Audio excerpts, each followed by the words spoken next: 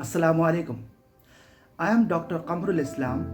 My passion is using robots, AI, and drones to solve real problems in our region, especially where technology can help us protect people, nature, and culture. One of the projects I am really proud of is a recent collaboration with a team of Italian archaeologists in Salalah. In this work, we use drones to support archaeological research at the Baleed Museum and Baleed Historical Site, which is one of the most important heritage sites in Salalah. Unlike satellite images, drones can fly close to the ground, capture very high resolution overlapping photos from different heights, and give archaeologists a level of accuracy that is simply not possible from space. Using autonomous drone mapping, we created detailed aerial surveys of the Baleed area.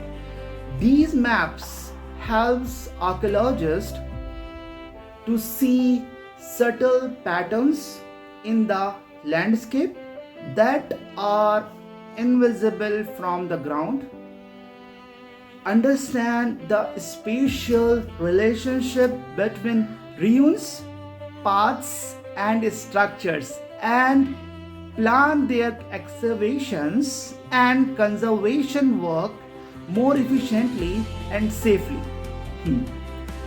For me, this project is very special because it shows how advanced technology can serve history.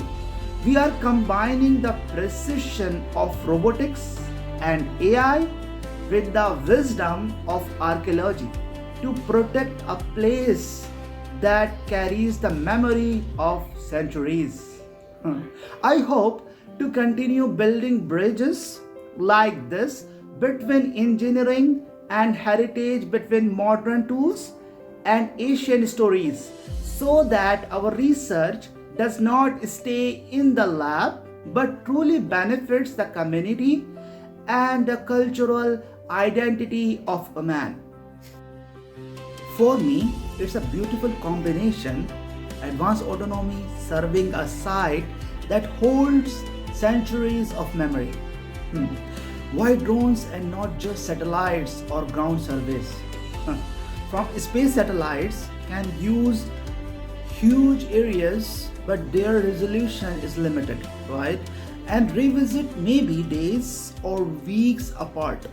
For archaeology, you often need centimeter level detail, faint lines of old walls, tiny elevation changes, collapsed foundation, subtle traces of former streets. Modern drones flying low with high quality RGB cameras can reach sub-centimeter to a few centimeter resolution and do it repeatedly on demand.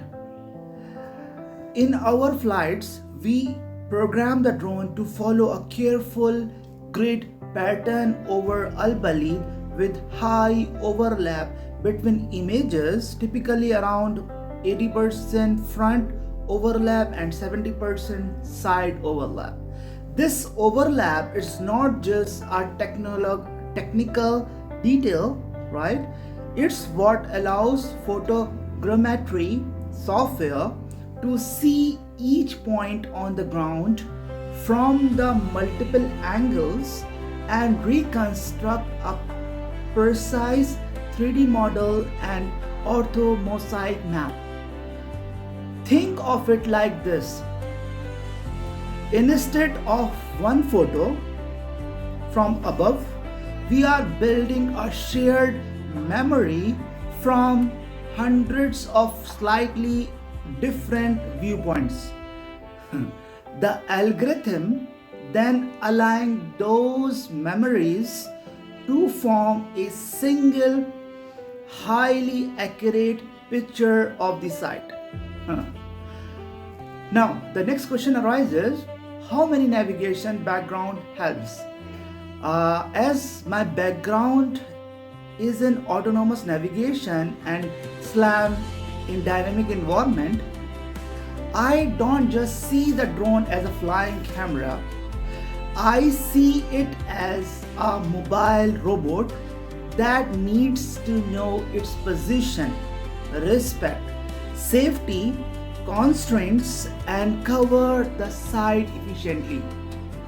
So before each mission at Al Baleed, we define the region of interest over the ruins, lagoon, and surrounding features.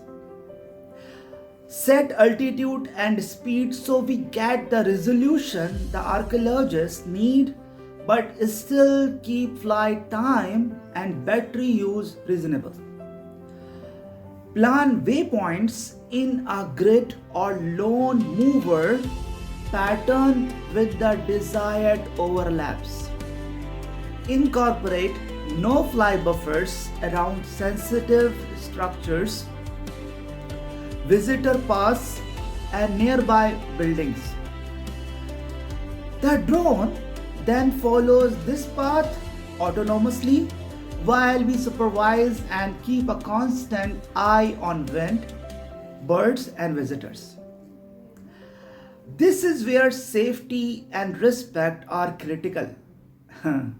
Al Baleed is not just a data set, it's an open archaeological park where families, tourists, and staff are present, right?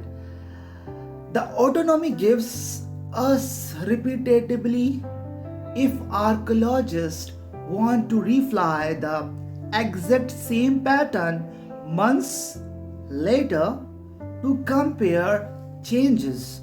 We can load the same mission and reproduce it almost perfectly. Same lines, same altitude, same angles. That's a huge advantage for monitoring conservation work and gradual erosion over time. From raw images, right, to a meaningful 3D models. After the flights, the real magic begins in the lab. We feed the overlapping images into a photogrammetry software. Then you can think of tools like Open Drone Map, AgileSoft, Metashape, or similar pipelines, where a structure from motion process finds matching points between photos and reconstruct a dense 3D point cloud.